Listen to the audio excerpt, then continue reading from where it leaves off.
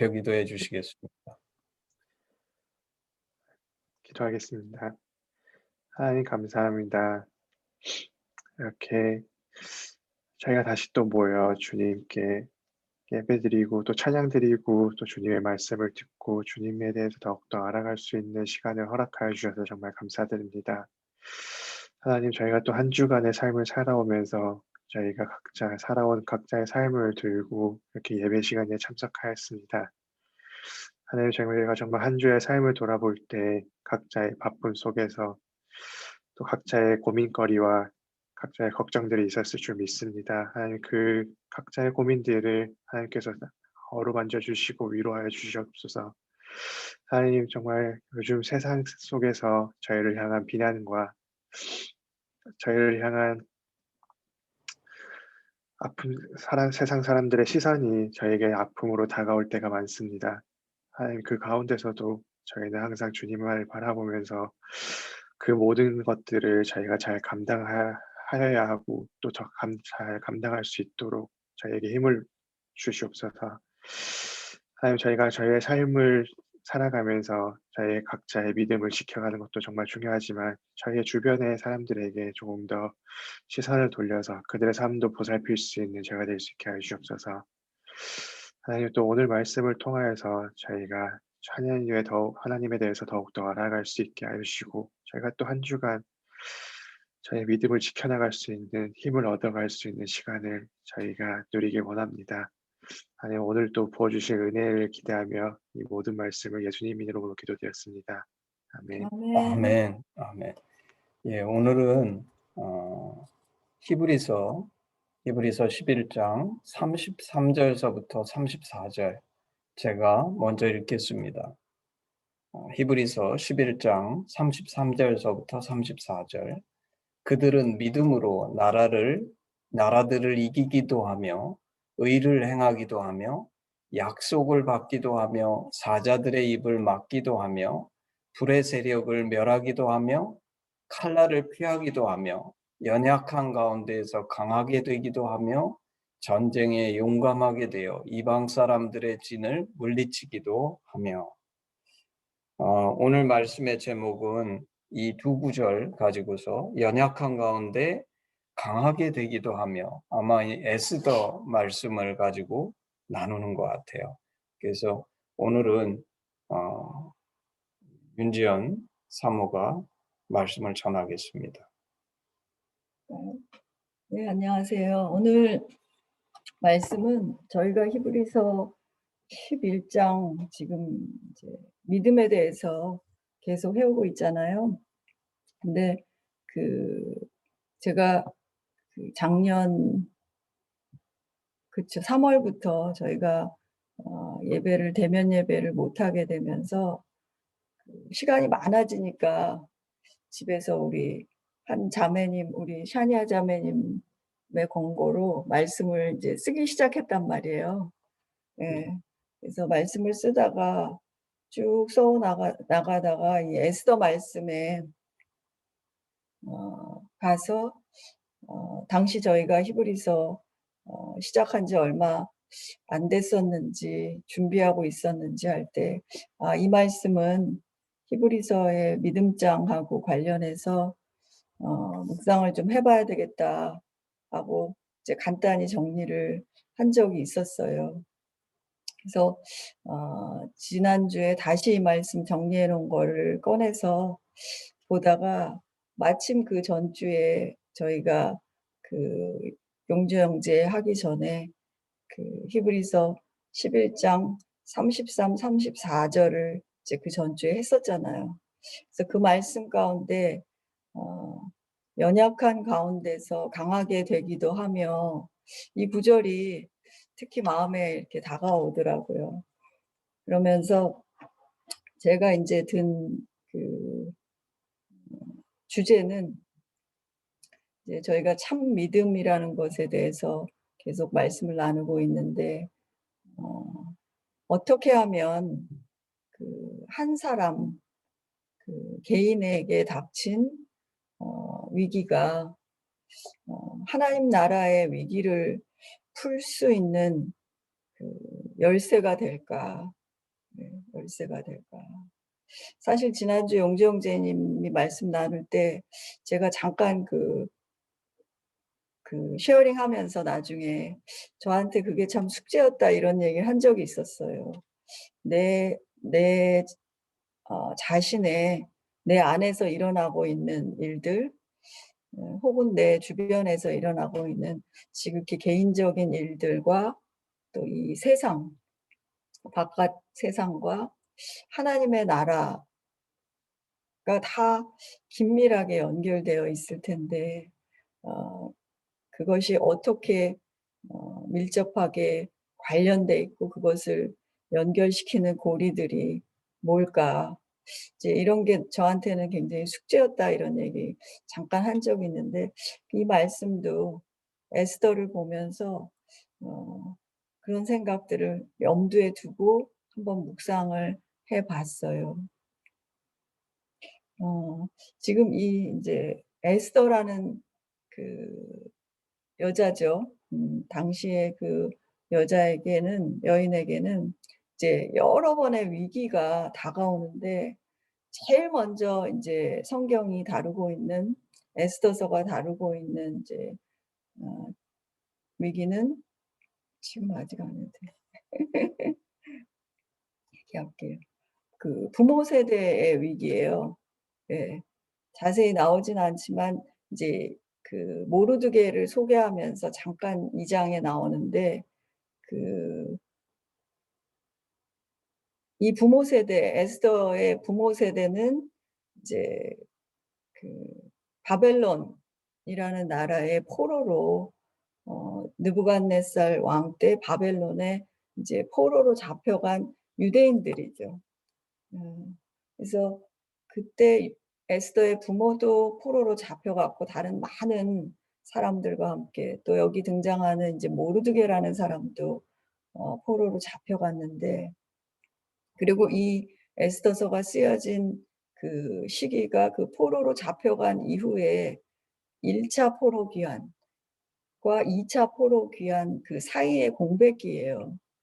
그러니까 어떻게 보면 에스더는 정확하게 나오진 않지만 저희가 유추를 해 보면 나이나 뭐 이런 시대적인 지금 벌어지고 있는 상황들을 볼 때 지금 이 에스더가 쓰여진 이 시대의 배경은 바벨론이 아니라 바벨론 후에 바벨론을 어 점령한 그 메데 파사 페르시아잖아요. 그러니까 그 이후에기 때문에 사실 이 부모 세대가 겪었던 이 위기, 예, 나라를 잃어버리고 포로로 잡혀가서 이방 땅에서 뿌리를 내리고 살아야만 했던 그 부모 세대의 위기는 어떻게 보면 지금 우리 세대 혹은 우리 다음 세대, 여러분 세대, 예, 저희 부모 세대 말고 저희와 여러분 세대하고 비슷한 것 같아요. 전쟁을 겪지도 않았고 그 이전에 어떤 강점기를 겪지도 않았지만 늘 들어왔고 그것에 대해서 문제의식을 갖고 있지는 않지만 희박하지만 늘 항상 우리한테 그것이 마음 한구석에 있는, 그래서 그 에스더 자신은 그곳에서 태어났을 가능성도 많고 태어났을 것 같아요. 2 세인 것 같은데 에스더 자신은 그 부모 세대에 비해서 그런 민족적인 위기의식 같은 것은 거의 희박하지 않았을까 싶어요. 그래서 나름대로 그곳에서 뿌리를 어느 정도 내린 부모 세대 밑에서 자라면서 포로지만 자기 나름의 생활을 영위하고 있고 어떻게 보면 안정되고 어 위기의식 없는 이제 그런 생활을 하고 있었을 에스더한테 이제 위기가 닥치죠. 위기가 닥치는데 그 첫 번째 위기는 제가 보기에 그냥 에스더의 삶을 이렇게 들여다봤을 때 첫 번째 위기는 부모님이 돌아가시는 사건. 예. 자기가 사실 그곳에 깊은 그 삶의 터전, 뿌리가 없었기 때문에 포로로서 거의 유일한 의지할 대상이 부모 세대, 한 세대밖에 없잖아요. 근데 인제 부모님이 돌아가시면서 자기가 유일하게 의지하고 순응하면서 살고 있던 그곳에서 첫 번째 위기가 다가올 때, 보통 어렸을 때 이제 부모를 잃게 되면 자기가 알고 있는 모든 세계가 흔들리는 거잖아요. 내가 의지하고 있는 유일한 세계가 흔들리는데, 그 첫 번째 위기를 이제 에스더는 모르드게라는 인물을 통해서 넘기게 돼요. 모르드게는 이제 여러분들 아시겠지만 에스더에게는 사촌인데 사촌인데 이제 나이로 보면 거의 부모 나이 정도 되는, 이제 젊은 부모겠죠. 젊은 부모 나이 정도 되는 나이 차이가 많은 사촌이었던 것 같아요. 그래서 에스더의 부모님이 돌아가시자 이제 모르드게가 에스더를 어 요즘 말로 하면 입양을 하는 거죠. 수양딸로 삼는 거죠. 그래서 양아버지가 되어서 이제 에스더의 부모 역할을 하면서 모르드게의 보호와 양육으로 이제 에스더에게 부모 대신에 울타리가 되어 주는. 그래서 뒤로 점점 가면 이 에스더가 민족 의식이나 신앙이나 혹은 생활 양식이나 이 모든 부분에서 부모와 또 이 모르드게와 어떤 면에서 거의 동화된 부분을 저희가 볼 수 있어요. 그래서 그 영향 아래에서, 모르드게의 영향 아래에서 자녀니까, 딸이니까 모르드게의 딸처럼 아버지에게 하듯이 모르드게에게 순종하고, 모르드게가 하라는 대로, 시키는 대로 말하자면 순응하는 에스더의 모습이 이제 나타나는데, 그래서 첫 번째 에스더가 직접적으로 경험한 위기는 첫 번째 부모를 잃은 것. 그리고 두 번째 에스더에게 위기가 찾아오는데, 그게 이제 2 장에 등장하는, 2장 8 절부터 인제 등장하게 되는데, 당시의 왕이었던 아하수에로라는 왕이 당시에 있었는데, 그 왕이었던 아하수에로의 왕비가 와스더가 폐위가 되는 사건이 일어나요. 예. 이제 궁에서 큰 잔치, 엄청나게 큰 잔치가 벌어지는데, 거기서 아하수에로 왕이 자기 아내인 와스디의 미모를, 이제 왕비의 미모를 주변 파티에, 잔치에 온 많은 사람들한테 좀 자랑하고 싶어서, 파티가 항상 한창 인제 무르익었을 때, 잔치가 무르익었을 때 자기 왕비를 좀 자랑하고 싶어서 나오라고 하는데, 이 왕후가 거절을 하죠. 거절을 하자 인제 이 아하수에로 왕이 불같이 화를 내고, 주변에 인제 충복들, 이제 아부하는 사람들이죠.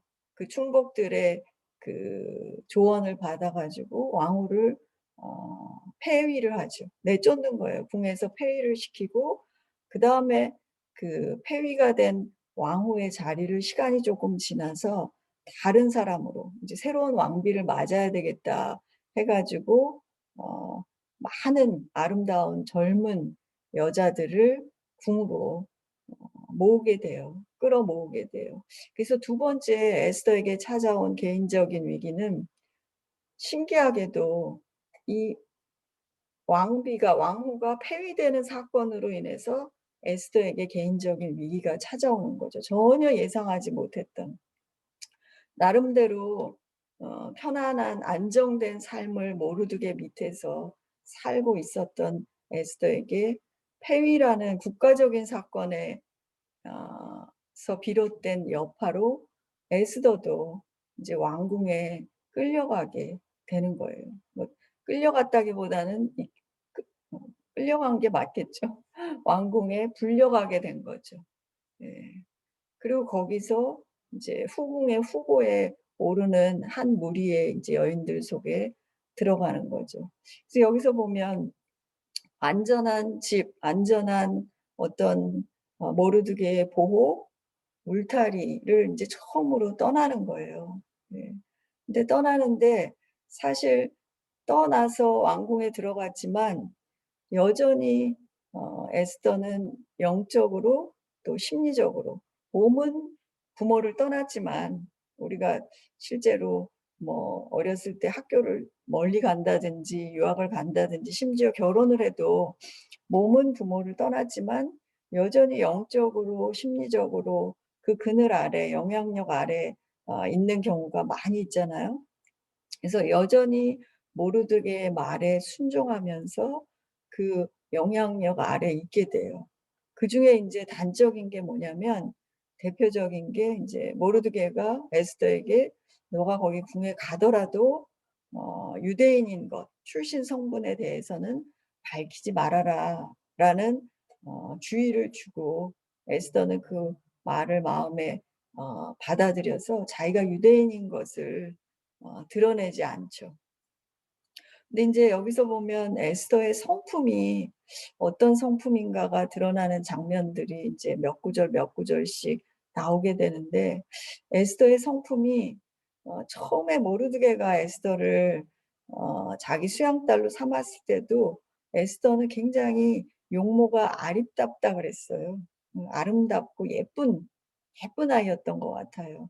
근데 외모만 예쁘고 사랑스러운 게 아니라 그 성품도 굉장히 사랑스럽고 사람들한테 그 여기 말씀에 있는 단어를 그대로 하자면 괴물 받는다는 게 그냥 어딜 가도 사람들이 예뻐한다는 거예요. 은혜를 받는, 사랑을 받는. 근데 에스더의 성격이 어, 사람들을 기쁘게 하고 사람들에게 은혜를 받게끔 하는, 사랑을 받게끔, 그리고 모든 보는 자에게 괴물 얻고 어, 자신을 그럼에도 불구하고 이렇게 자랑하거나 자기의 어떤 뛰어난 미모나 이런 외모나 사랑받는 그런 성품 이런 것들을 과시하는 것이 아니라 굉장히 어떻게 보면 소박하고 겸손한 성품. 이제 후궁이 그 왕 앞에 나아갈 때는 자기를 뭐로 꾸미든지 자기를 아름답게 보이기 위해서 하는 치장이라든지 뭐 자기가 머무는 곳에 필요한 모든 것들을 다 요구할 수가 있는데 에스더는 아무것도 가장 기본적인 것, 최소한의 것들 위에는 요구하지를 않았대요. 그러니까 굉장히 검소하고 소박하게 왕 앞에 나아갔는데도 자신을 전혀 과시하지 않고 꾸미려고 하지 않는데도 사랑받을 수밖에 없는 이제 그런 성품과 외모와 경향을 가지고 있었다는 거예요. 그리고 어딜 가든지 아마 포로 시기에 그 부모 밑에서 태어나서 그런지 모르지만 어딜 가든지 그곳의 새로운 환경에 잘 적응하고 순응했던 것 같아요. 성격이 굉장히 순종적이었다 그랬잖아요. 아까 모르드게한테. 근데 새로운 환경에도 굉장히 잘 순응하는 그런 성품의 이제 젊은 처녀였던 거죠. 그래서 결국은 어떻게 되냐면 에스더가 왕후가 돼요. 왕비에게 그 많은 후보들 중에서 왕에게 가장 사랑을 받아요. 그래서 가장 왕이 총애하는 후보에 올라가서 왕비, 와스티를 대신한 왕후의 자리까지 올라가게 돼요. 그래서 두 번째 에스더가 개인적으로 맞이한 위기가 에스더의 환경과 에스더의 어떤 삶에 굉장히 극적인 변화를 가지고 오게 되죠. 그래서 에스더가 왕비가 되는데 세 번째 위기가 찾아와요. 세 번째 위기가 찾아오는데 이 위기는 에스더에게 직접적으로 찾아오는 게 아니라 어떻게 보면 에스더의 남편이 된 아하수에로 왕에게 찾아온 위기예요. 이제 남편이잖아요. 왕이. 어떤 일이 벌어지냐면 모르드게가 날마다 그 왕궁 앞으로 나아가는데 어떤 글에 보면 모르드게의 직업이 왕궁의 문지기였다 이러는데 그건 잘 모르겠어요. 여기 문지기란 말은 한 번도 안 나와요. 그 대신 이제 모르드게가 늘 왕궁 앞에 가 있고 또 늘 에스더의 그 안부를 묻기 위해서 매일 아침 그 에스더가 있는 곳에 직접 만날 수는 없으니까 가서 에스더의 이제 안부를 묻는데 그 우연히 왕궁 앞에 있다가 왕을 암살하려는 모의를 듣게 돼요. 네, 왕에 가장 가까운 내시 두 명이 이 왕을 암살하려는 모의를 듣게 되고 그것을 모르드게가 에스더에게 고발해서 알려주고 에스더가 왕에게 그래서 이렇게 위기를 넘기게 돼요. 그래서 이 위기는 그냥 아하수에로라는 왕이 넘긴 위기 같지만 사실 에스더에게는 자기가 결혼한 배우자, 남편을 잃을 수 있는 위기였거든요. 네. 자기의 남편이 왕이지만 어쨌든 자신의 남편인 아하수에로의 목숨이 경각에 달려서 자칫 잘못하면 죽을 수도 있는, 살해당할 수도 있는 그 위기를 이제 모르드게를 통해서 넘길 수 있게 된 거죠. 에스더가 이때 아직 왕비였지만 자식이 있는 것도 아니고 왕비가 된 지 얼마 안 돼서 만약에 남편이 죽었다면 아하수에로 왕이 죽어서 다른 왕이 이제 왕이 올라왔다면 또 에스더의 삶이 그때 이후의 삶이 어떻게 됐을까?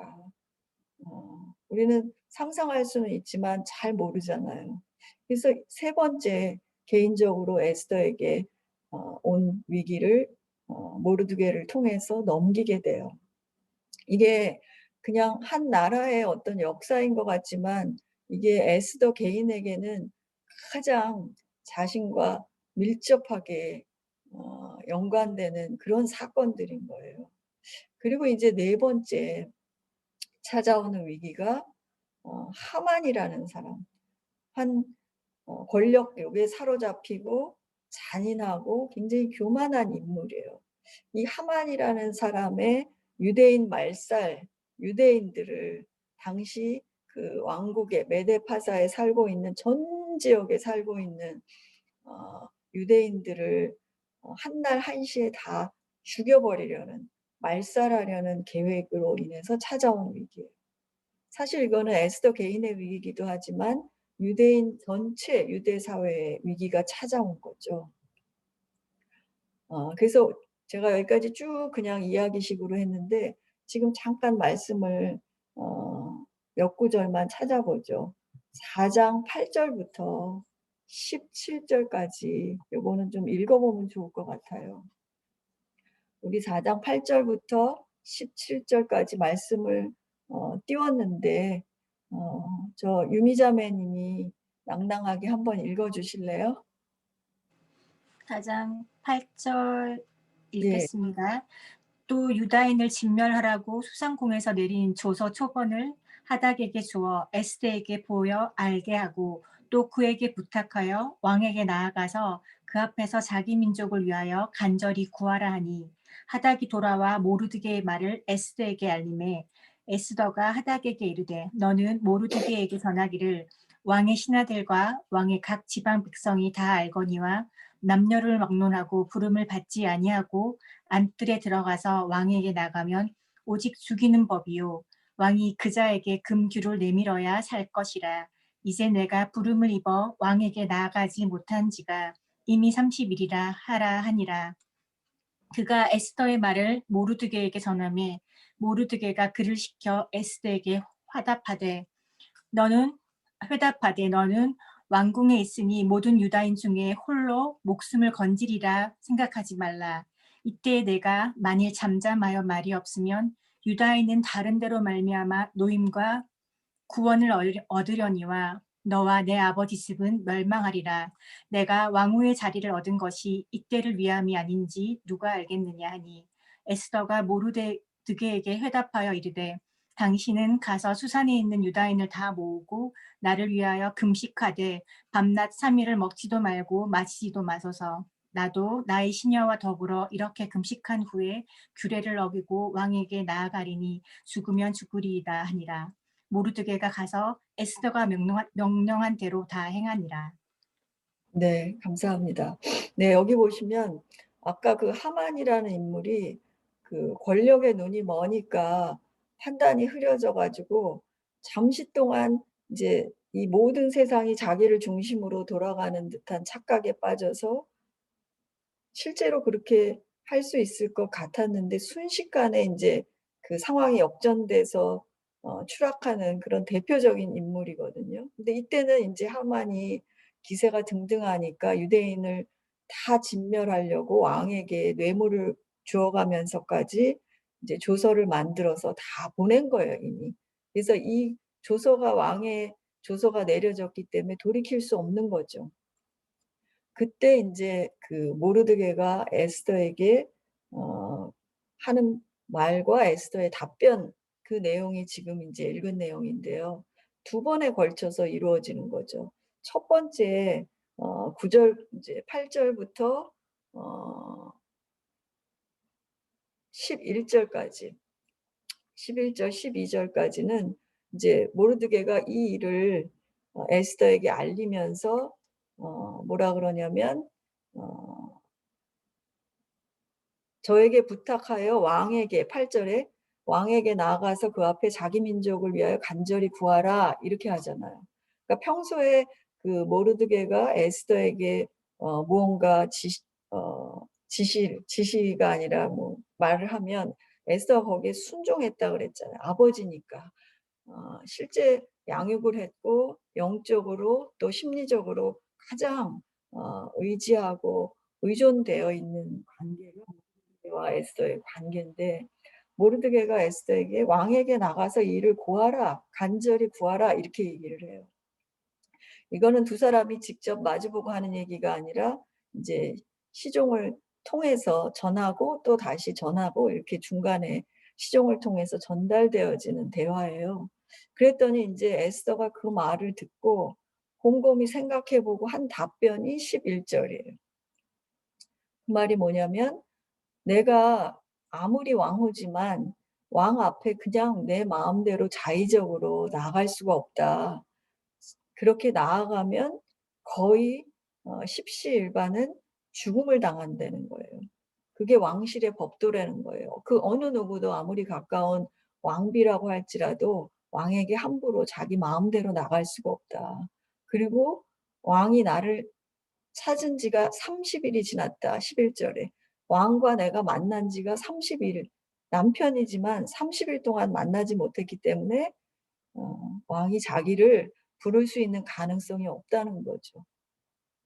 사실 이 말은 모르드게가 어 "왕에게 나아가서 민족을 위해 간절히 구하라."라고 에스더에게 한 명을 에스더가 "그렇게 할 수 없다."라고 만곡하지만 거절하는 답변이거든요. 음. 왜냐하면 자기가 왕 앞에 그냥 나가면 죽으니까. 죽을 수 있으니까. 그 이제 첫 번째 대화가 그 내용이고, 두 번째 대화의 내용은 이제 모르드게가 다시 에스더에게 강력하게 권고하죠. 이 모르드게는 굉장히 강인하고 신앙심이 투철하고 민족 의식이 확고한 사람이에요. 그리고 그것을 자기뿐만 아니라 여기 에스더에게 하는 것처럼 영향력을 행사할 수 있는 그런 인물이죠. 그러니까 이번에 모르드게가 하는 말이 "네가 잠잠히 있으면 유대인은 하나님께서 네가 아니라 다른 사람을 통해서 우리 민족을 구원할 것이다. 그리고 너와 내 아버지 집은 멸망하리라. 네가 지금 왕후의 자리를 얻은 것이 이때를 위함이 아닌지 누가 알겠느냐." 굉장히 강력하게 에스더에게 도전을 합니다. 그리고 이 말을 전해 들은 에스더가 이번에 하는 대답이 우리가 너무나 잘 알고 있는 그 유명한 "죽으면 죽으리다."라는 대목, 그 대답이에요. "내가 3일 동안 내가 금식할 테니까 당신도 수산에 있는 모든 유대인들과 함께 3 일을 금식하고 기도하라. 그리고 그 3일 후에 내가 왕 앞에 나가겠다. 규례를 어기고서라도 나가겠다. 그 규례를 어긴 것에 대한 대가는 죽음인데 그 죽음을 불사하고 내가 나가겠다. 그리고 희한한 일이 이 말을 할 때 17절에 보면 모르드게가 가서 에스더가 명령한 대로 행하리라. 첫 번째 대화와 두 번째 대화를 보시면 명령하는 자와 순종하는 자가 이제 뒤바뀌는 걸 보실 수 있어요. 지금까지는 모르드게가 에스더에게 도전하고 권하고 명했다면 이제는 에스더가 모르드게에게 명하고 모르드게는 그대로 행했다. 지금 이렇게 얘기하거든요. 그래서 제가 이 구절을 계속 마음에 두고 생각하면서 떠올리면서 이게 아무리 그 하인을 통해서 전달된 말이고 그 사이에 시간이 있어서 깊이 생각하고 그거에 대해서 생각하고 다시 그 결정을 번복하고 뭐 여러 가지 할 수 있는 시간이 있었겠지만 그게 무한정의 시간이 아니라 기껏 해봤자 한나절도 안 되는 짧은 시간 혹은 하루의 시간, 뭐 며칠의 시간이 있었는지 모르지만 급박한 상황이잖아요. 근데 이 시간 동안 어떤 일이 벌어진 걸까? 누구에게? 에스더에게. 에스더의 내면에 어떤 일이 벌어진 걸까? 이전까지는 그러면 당연히 모르드게가 시키니까 명하니까 그렇게 하겠습니다 했던 걸까? 이전까지는 그렇게 했잖아요. 에스더의 성향이 워낙 순종적이고 착하고 특별히 모르드게에게는 딸과 같은 자기의 아버지와 같은 영적인 육적인 아버지와 같은 존재이기 때문에 근데 첫 번째 답변을 보면 그렇지 않거든요. 에스더가 왕에게 나가는 것에 대해서 굉장한 위험, 죽음을 불사하는 위험을 느끼고 그것에 대해서 모르드게에게 설명하기까지 했는데 이 첫 번째와 두 번째 대화 사이에 무슨 일이 벌어진 걸까?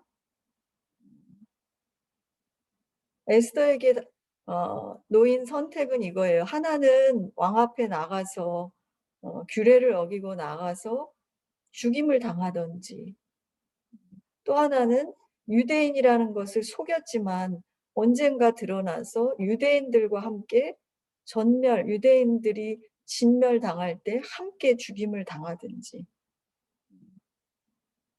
에스더가 아무리 생각해도 제가 생각할 때 에스더에게 살 수 있는 길이 없어요. 어느 시점인가 에스더가 더 빨리 오든 조금 더 미루어서 천천히 오든 에스더에게 다가오는 위험은 죽음이라는 위험이 다가오고 있는 거예요. 개인적으로나 민족적으로나. 그럼 에스더가 어떻게 이때 16절에 3일 동안 금식하며 하나님 앞에 기도하고 내가 나아갈 텐데 당신들도 그렇게 하십시오. 죽으면 죽으리라. 이 명을 모르드게에게 할 수 있었을까? 제가 곰곰이 생각해 봐도 이때 에스더에게 어떤 일이 일어난 것이 아니라 어떤 우리가 생각하는 특별한 뭐가 일어난 것이 아니라 에스더가 자기 안에 있는 믿음을 발견한 것이 아닌가. 마치 우리가 성령님이 우리하고 항상 함께 계시지만 저희가 평안하고 위기가 없을 때, 큰 위기가 없을 때는 매일매일의 삶에서 그 성령님이 나하고 얼마나 가까이 하시는지, 얼마나 강력한 분이고 나를 어떤 도움과 나에게 어떤 힘을 실어주실 수 있는지 잘 느끼지 못하고 지나가잖아요. 살아가잖아요. 매일매일.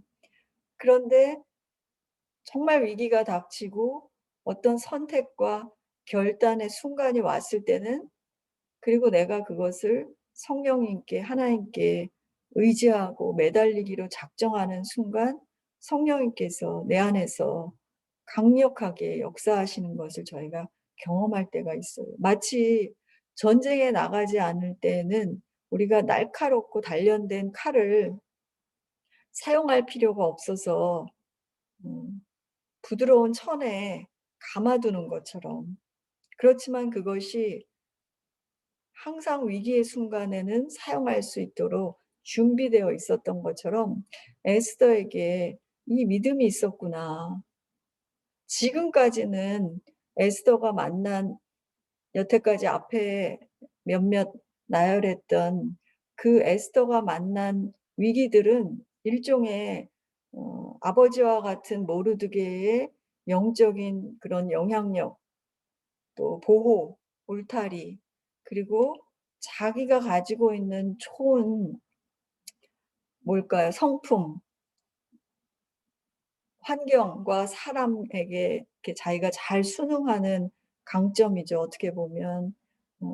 그리고 사람에게 받는 그런 사랑스러움, 그런 여러 가지 것들로 위기를 관리했었다면 이번에 만난 위기는 그런 에스더가 자기 안에 혹은 자기 밖에 가지고 있는 그 위기 관리로만은 도저히 타파할 수 없는, 통과할 수 없는, 넘어갈 수 없는 엄청난 위기가 온 거예요. 그리고 그 위기가 가지고 오는 결과는 죽음인 거거든요.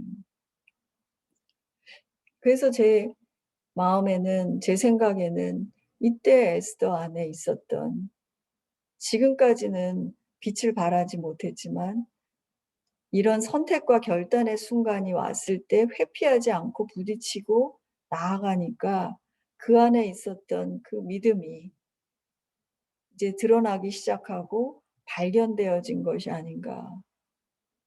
그래서 5장 7장을 보면, 5장에서 7장 그 이후에 나오는 내용을 보면 실제로 에스더가 모르드게에게 명한 것처럼 자신도 3일 동안 밤낮을 금식하고 하나님 앞에 기도하고 나갔을 거잖아요. 근데 그 내용은 나오지 않아요. 하나님 앞에 기도하고 나갔을 때 하나님이 어떻게 이렇게 하라고 응답을 하셨다든지, 에스더의 마음에 어떤 확신이 들었다든지, 이런 에스더의 내면과 기도에 대해서는 나오지 않지만 에스더가 기도하고 하나님 앞에 매달려서 나아간 후에 에스더의 행동과 에스더의 선택이 낳은 결과들이 이제 5장부터 쭉 드러나게 되거든요. 그래서 에스더가 하나님 앞에 단독으로 나아가서 진심으로 도움을 구하고 매어 달렸을 때 하나님이 어떻게 도우셨는지가 이제 5장부터 나가는데, 근데 에스더는 아까도 말씀드렸지만 모르드게나 혹은 우리가 지난 몇 주 전에 배웠던 라합인가요? 라합처럼 강인하고 확고한 그 판단력, 현실 직시하는 능력, 이런 것을 갖춘 사람이 아니잖아요. 굉장히 대비되는, 사람을 깊이 이해하고 부드럽고 어떻게 보면 관계 중심적인 사람이거든요. 어느 누구에게나 쉽게 다가가고 마음을 열고 그 사람도 자기에게 다가오게 하는 사람. 근데 이렇게 3일 동안 금식하고 하나님 앞에 매달려서 왕 앞에 나갈 때는 어떤 모습으로 나아갈까 굉장히 궁금했어요. 그렇잖아요. 모르드게처럼 정말 죽으면 죽으리라 이랬으니까 모르드게처럼 혹은 라합처럼 강하고 결단력 있고 확고한 그런 믿음의 모습, 그런 모습으로 나아가지 않을까 혹시 생각했는데, 신기하게도 에스더는 왕 앞에 나아갈 때 그것과 대비되게 가장 자기다운 모습으로 나아가요. 가장 자기다운 모습. 나아가서 뭐라고 얘기하냐면 잔치를 베풀 테니까 왕에게 내가 베푸는 잔치에 오십시오 하고, 그 잔치에 초대하는 인물은 단 2명밖에 없어요. 왕하고 하만하고. 참 이 모습을 보면서 저는 깜짝 놀랐어요. 아, 그럼 이게 이전까지의 에스더의 모습하고 뭐가 다른가? 이전까지 모르드게의 명을 그대로 순종하던 에스더의 모습하고 그다지 다르지 않은 것 같은데 뭐가 다르지? 이전과 이후가? 근데 그러면서 제가 발견한 것이 이 방법, 이 일은 에스더만 할 수 있는, 에스더이기 때문에 할 수 있는 방법이구나. 가장 소극적인 것처럼 보이지만 에스더에게 가장 적극적인 선택의 결과로서 나타난 그 행동이 가장 자기를 바꿔서 모르드게처럼 혹은 누구 다른 사람처럼 하는 것이 아니라 가장 자기다운 모습으로 우리 눈에 보기에는 평범하고 굉장히 부드럽고 소극적인 모습인 것 같은데 그 에스더의 선택은 가장 적극적인 선택이었다는 거예요. 가장 큰 위험을 무릅쓴 희생을 무릅쓴 선택이었다는 거예요. 그리고 그때에 신기하게도 에스더와 동시에 하나님이 같이 일하세요. 에스더 자신은 모르고 있지만 하나님이 지금 어떻게 얼마나 열심히 일하고 계시는지 에스더는 모르고 있지만 동시에 하나님이 함께 일하시는 거예요. 하만이 그 교만이 극치에 달아서 자기 집 마당에 높은 나무를 세우고 그리고 이 왕이 에스더의 잔치 첫 번째 첫날 잔치를 마치고 돌아가서 잠이 안 와가지고 하필 역대기를 읽다가 모르드게가 그때 내시들의 음모를 고발했던 그 장면을 읽게 되고 에스더에게 모르드게에게 상을 주게 되고 그러니까 이 모든 일이 하나님이 에스더와 동시에 열심히 하고 계시는 거죠. 하만과 아하수에로를 움직이셔가지고. 그리고 하만이 또 마침 그때 왕 앞에 나와가지고 자기를 높이려고 나아갔다가 모르드게를 높이는 사건이 벌어지죠.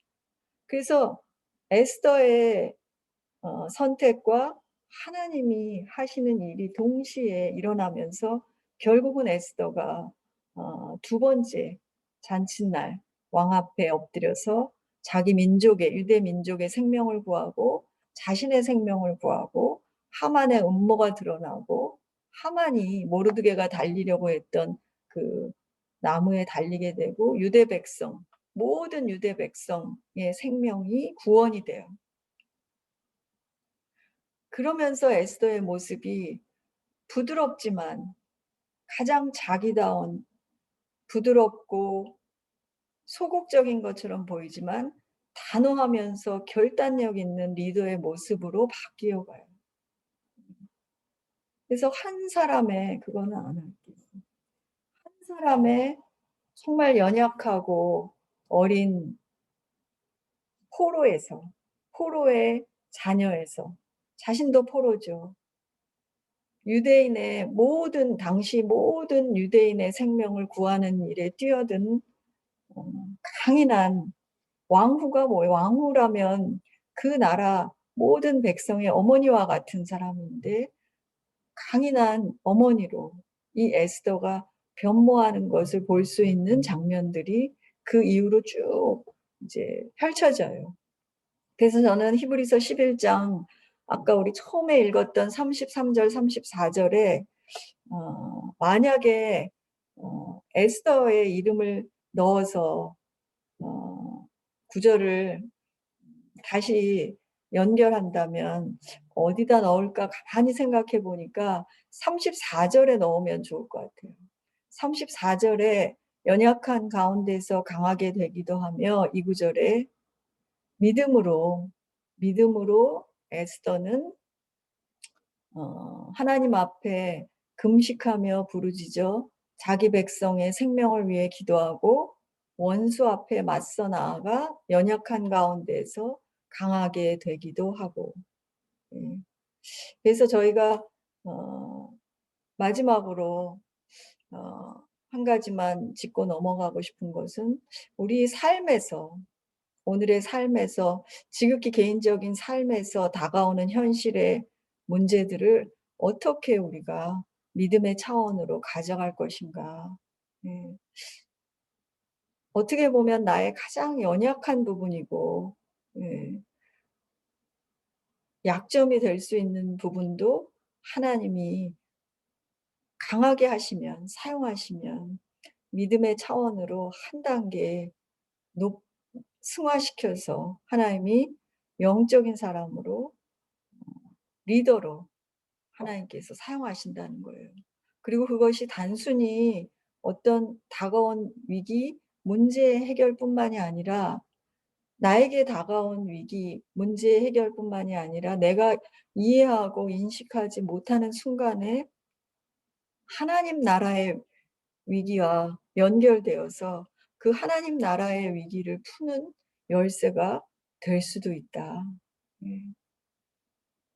그리고 지금 내 눈에 보기에는, 우리 눈에 보기에는 재앙처럼 보이는 일일지라도 이 믿음이 역사하면 반드시 회복이랑 치유랑 평안이랑 소망이랑 이런 생명이라는 열매를 낳게 된다는 거예요. 예. 그래서 제가 이 말씀을 묵상하면서 정말 옛날 옛적에 이런 우리가 그냥 스토리텔링으로 생각하는 에스더라는 인물뿐만 아니라 지금 가장 가까운 우리 곁에서도 이런 사람 한둘이 떠오르는 거예요. 정말 믿음으로 그 위기의 때에 자신의 개인적인 위기지만 죽음이라는 그런 선택을 넘어서서 그 죽음이 실제 우리에게 목숨이 달린 것일 수도 있고 그렇지 않을 수도 있어요. 그것을 넘어서서 자기 안에 있는 믿음을 발견해서 그것을 거기에 머무르지 않고 그 믿음으로 사용해서 선택하고 결정했을 때 그 결과는 아무도 몰랐지만 하나님 나라 안에서 그 위기가 이미 풀렸다면 반드시 시간 문제지 그 결과는 생명이라는 열매를 낳을 것이다.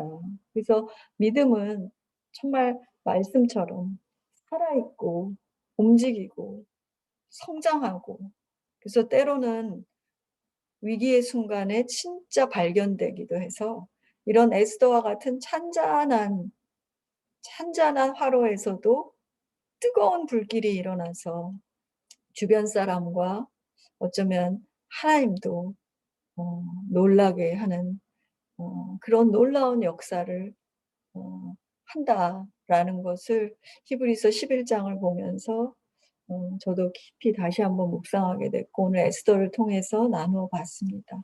네, 감사합니다.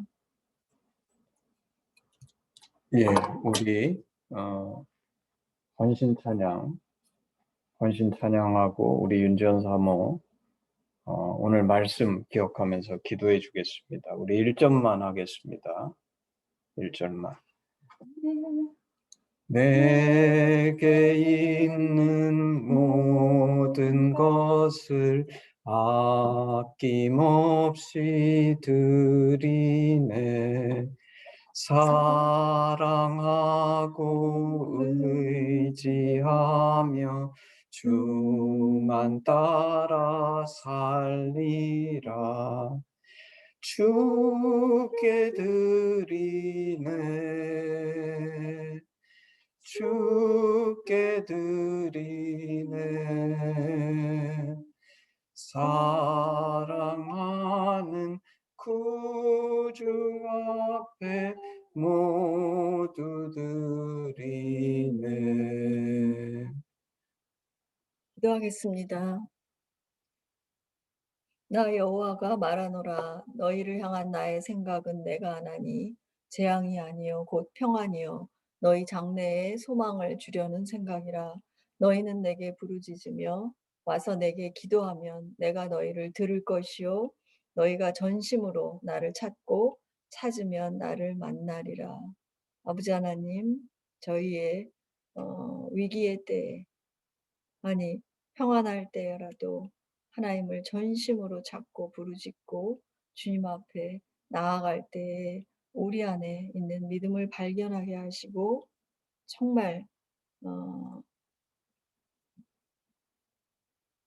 이 나의 믿음이 부족하지만 하나님 안에서 새롭게 발견되고 조명되고 또 하나님을 위해서 하나님 나라를 위해서 그 하나님 나라의 위기를 푸는 열쇠가 될 수도 있다는 오늘 이 에스더의 그 삶을 통한 이 배움이 저희에게 배움으로 끝나는 것이 아니고 저희가 믿음의 위기 때마다 개인적이고 또 공동체적이고 또 우리 나라의 위기의 때마다 하나님 앞에 나아가는 저희들의 자세와 저희들의 선택과 행동과 그리고 저희 자신이 진정 누구인가를 하나님 안에서 발견하는 그런 믿음의 아버지 귀한 간증이 되게 하여 주시옵소서. 그러한 삶을 살 수 있도록 주님 도와주시옵소서. 예수님의 이름으로 기도드렸습니다. 아멘. 아멘. 우리 헌신 기도문 다 같이 읽음으로 예배를 마무리하겠습니다. 아바 아버지, 예수님의 죽으심과 부활하심으로 우리를 향한 당신의 사랑을 확증하시고 예수 안에 성령으로 당신과 하나 되게 하시니 감사합니다. 구하오니 우리 공동체가 당신 안에 더욱 하나 되게 하시고 우리를 온전케 하사 대한민국과 열방 가운데 당신의 심정이 더욱 증거되게 하시옵소서.